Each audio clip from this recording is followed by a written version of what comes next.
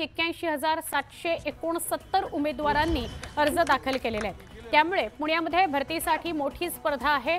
भरती प्रक्रियेमध्ये मानवी हस्तक्षेप टाळण्याकरता RFID या तंत्रज्ञानाचा वापर करण्यात येतोय।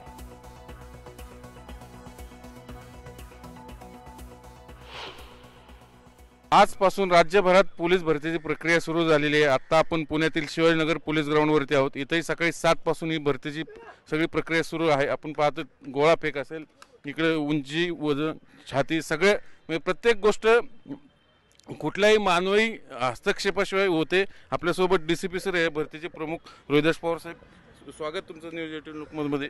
काय कशी प्रक्रिया कशी? 500 उमेदवारांना कॉल केला आहे, त्यानंतर 700, 1000 आणि 1500 प्रमाणे रोज उमेदवारांना कॉल केलं जाईल। अगोदर मैदानी चाचणी होईल, त्यानंतर कौशल्य चाचणी, त्यानंतर रिटर्न एक्झाम असं स्वरूप आहे। आणि ह्या भरती प्रक्रियेमध्ये आपण सुरुवातीपासून म्हणजे हाईट, चेस्ट घेणे हे डिजिटल स्वरूपामध्ये आहे।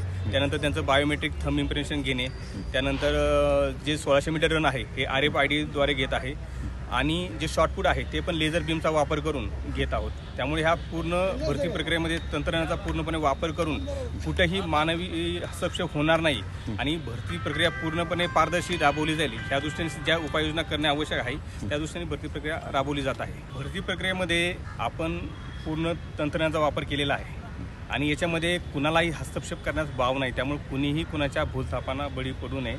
किती दिवस चालेल सगळी प्रक्रिया? ही जे चालक पोलीस शिपाई आहे ही आजपासून सुरू होते आणि 12 जुलैपर्यंत ही प्रक्रिया चालेल।